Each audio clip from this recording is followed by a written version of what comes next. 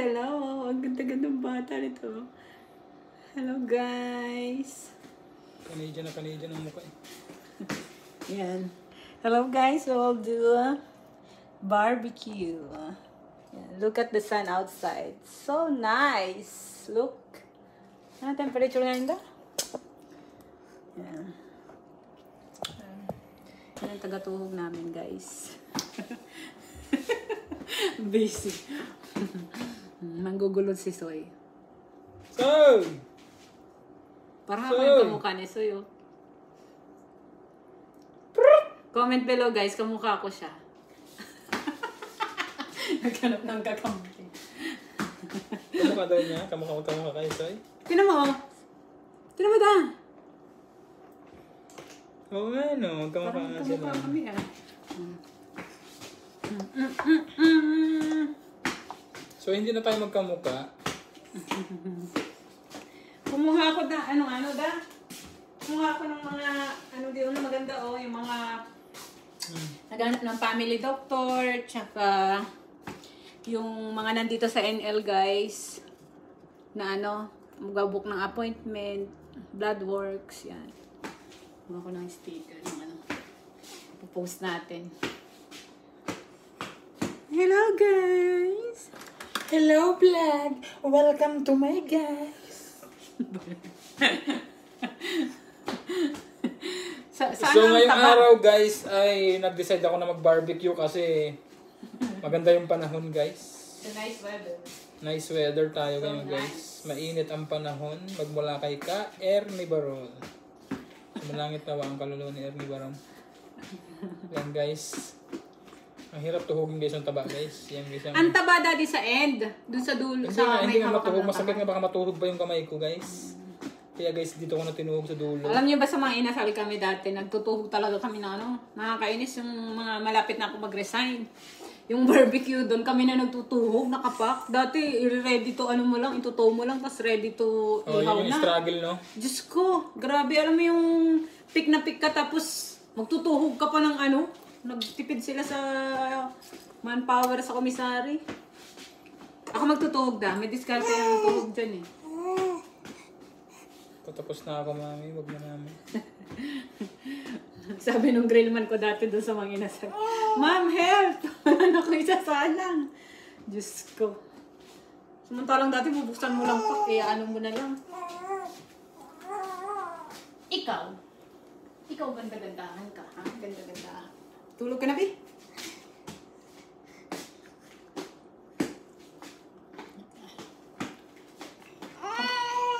Sulit yung ni Daddy, ah. Ang daming laman, ah. Guys, pag bibili kayo sa akin, guys, masarap po ito, guys, kasi kinamay ko, guys. Kinamay. Kinamay pa.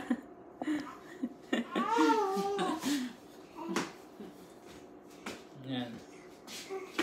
Medyo malasa to, guys, kasi kinamay ko to, guys.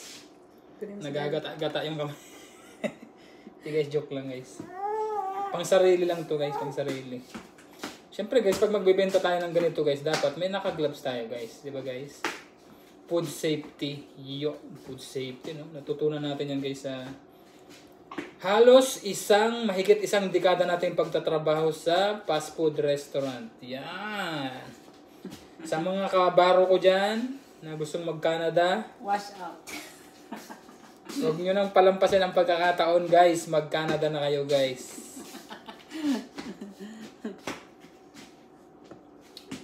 Kaya ako, guys, ito, guys, barbecue lang tayo, guys, kasi Sulitin natin yung maaraw.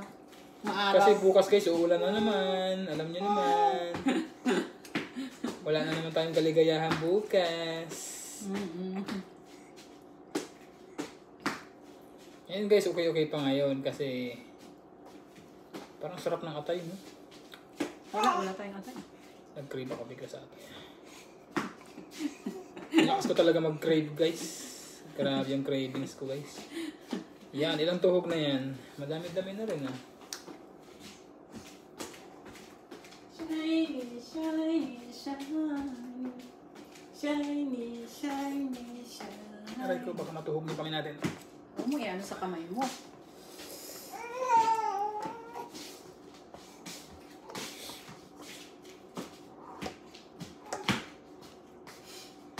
Masarap to guys kasi kamay to guys eh. Masarap talaga yung mga kinakamay-kamay. Pero sa tamang paraan naman, wag naman yung sobrang kamay naman. Ito sobrang kamay na to eh.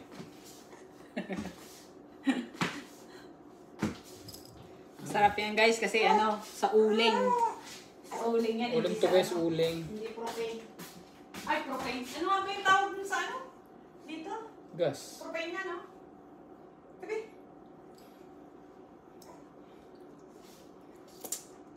5 tuhog lang. 6. Tabi mo sa plate. Guys, wala tayong pamburutya guys. May brocha dyan, ay? May burutya ba dito? Oo, ayan sa may ano. Ah, madami-dami din. Bah. Ayos din. Ayos din ang aming disco. Sa tugtog ng hayop na kumbo. Yan guys. Nagalit ang kabayong bakla.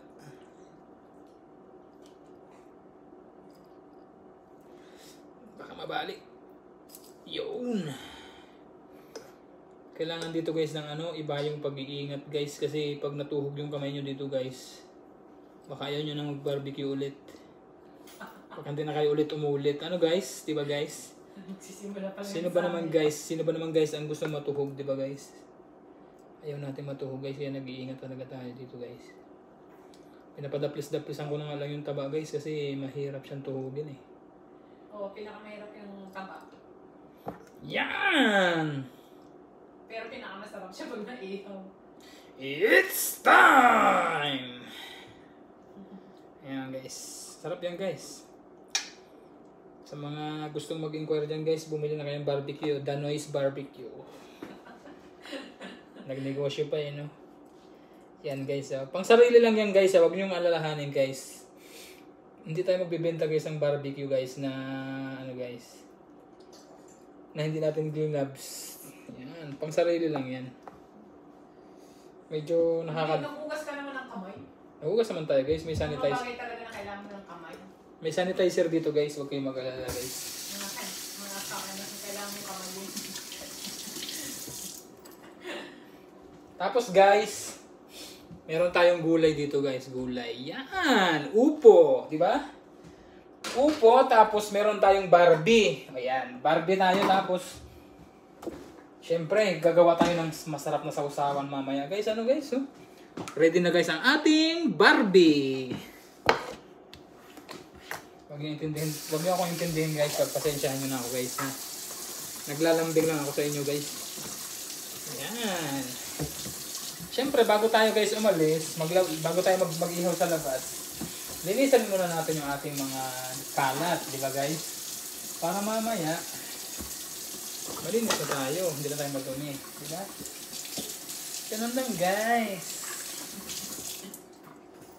Okay. So, may natirang sauce dito guys. Ito guys yung ipapahid natin sa burutya. Mamaya, burutya. Alam nyo ba yung burutya? Burutya yung pampangko pa ano. Burutya sa likod ng ano? Sa likod ng snipe. Burutya, burutya. Ayun, ang burutya guys.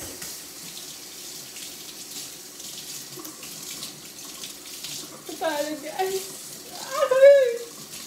Nakong yan. Papataubin na naman natin yung 5 gatang guys ngayong araw. Woo! Ayan guys, medyo pupunas mo yan dyan guys. Tapos papahiram mo yan dyan guys. Yan. Di ba guys? Para ka lang nagpipainting, di ba? O di ba? Yan. Tapos mamaya, doon na tayo sa labas. Ayan. I-ready na natin yung apoy guys. Samahan nyo ako guys. Lalabas tayo. So, yun. Hello guys. Good morning. And welcome back to our YouTube channel, Saminado Family. Kung bago pala kayo sa channel namin, huwag nyo kalimutang mag-like, share, and subscribe. At huwag nyo rin kalimutang i-ring yung notification bell para lagi kayong updated sa mga bago naming paparating na videos. So ngayong araw guys is Martes, wala tayong pasok, day off. So nag-decide ako ngayon guys na mag-barbecue. So yun, nag-marinate ako ng konting konting ulam, ng konting baboy. Yan, para makapag-ihaw tayo ngayon. Yan, nakapagpaapoy na ako ng uling. Yan. Itong uling na to, last year pa to eh. Pero, yun nga, nakatambak lang siya dun sa barn. So, yan, every time na dadating yung summer, so nag-iihaw kami. Yan, so ngayon, yung mag-ina ko nasa loob, yung si Rain nasa school pa, pumasok siya. So sila, medyo hindi pa sila makalabas ngayon kasi malamig pa yung simoy na hangin. Pero yun, bago lahat, galing pala kami ng hospital kanina. Gusto ko lang din i-share, no,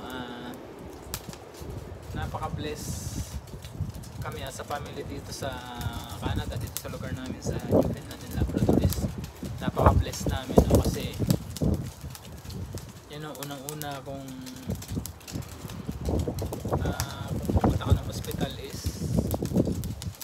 wala kang babayaran, no? Although yun nga, tinatanggal sa tax namin yun, pero ramdam na ramdam mo kung saan napupunta yung mga bagay, yung mga kinakaltas sa'yo kapag sahod yun. So yun nga, no, kasi guys, maraming beses na kami pumunta ng hospital, blood works. So ilang beses na ako nag blood work, tapos si Mrs. ganun din, si Rain, si Kuya. Bale, si Kuya is nag-surgery nung nakaraan sa health science, sa ngipin niya. Marami yung tinanggal sa ngipin niya, pero yun nga, like what I've said, napaka-bless namin as a family na nandito kami. Kasi yun nga, yung when it comes to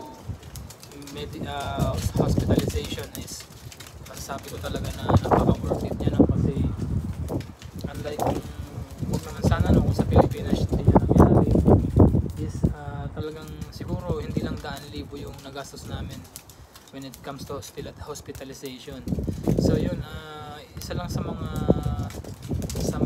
sobrang nagustuhan ko dito sa Canada is yung talagang napaka-worth it niya when it comes to hospitalization. Yun nga lang, medyo sa iba kasi is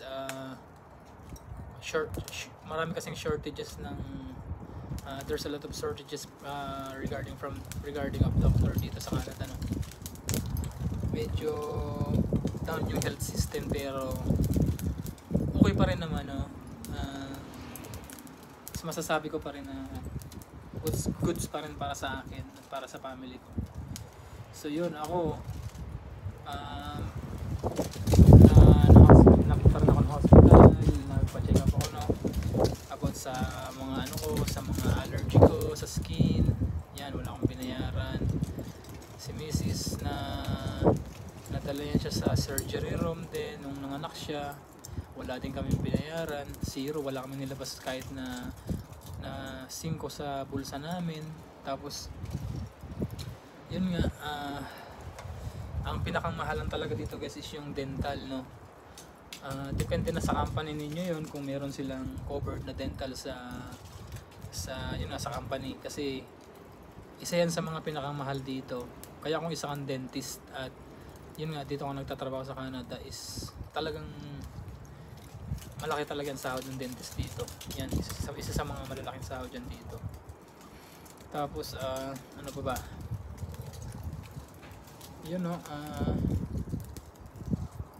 ilang araw kami sa hospital ng time na yun, no. So bale 4 days yata kami, 5 days, parang ganun, bago kami nakauwi. Kasi na-admit nga yung asawa ko sa surgery, sa operating room. Bale wala, as in kahit na cut-cutting, wala kaming binayaran ng time na yun. So doon pa lang, masasabi ko na blessed talaga ako, no?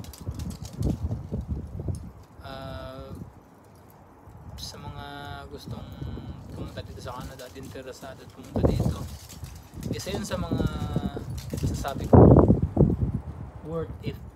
Kaya nandito dito din kami, kasi parang nafe-feel ko na secure yung family ko. Yun, isa yun sa mga bagay na lakas na.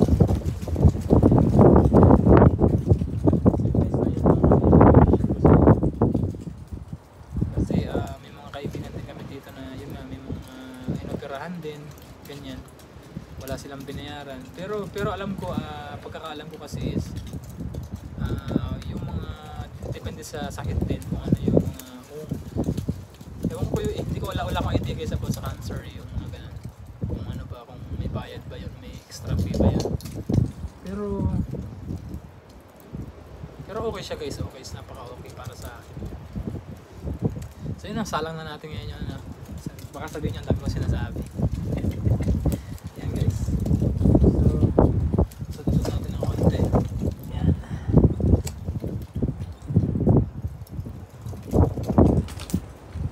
saglit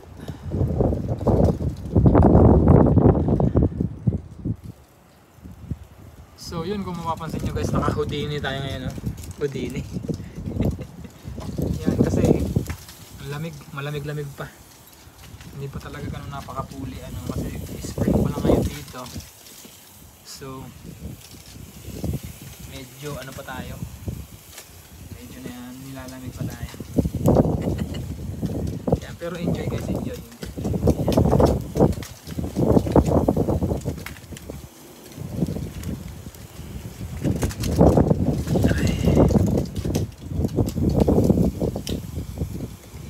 tapos guys lagyan natin guys ng natin ayan. Medyo masarap-sarap na marinate natin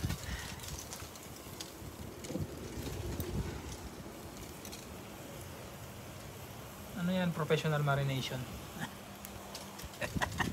guys joke lang guys lang yan.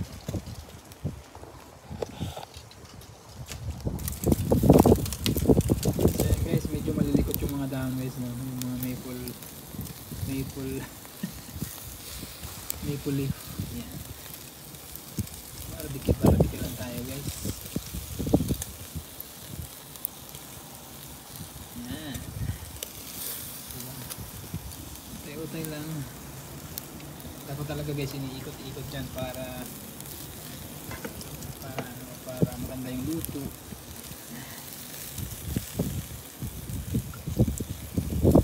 marination pacham yan guys pacham pang marination ayan diba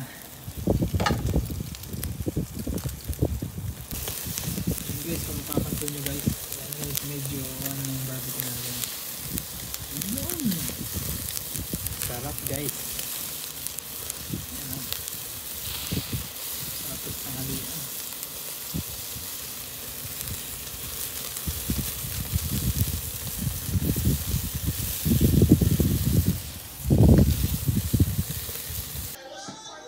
so yun guys, maraming salamat sa pagsama guys sa pagba-barbecue guys no.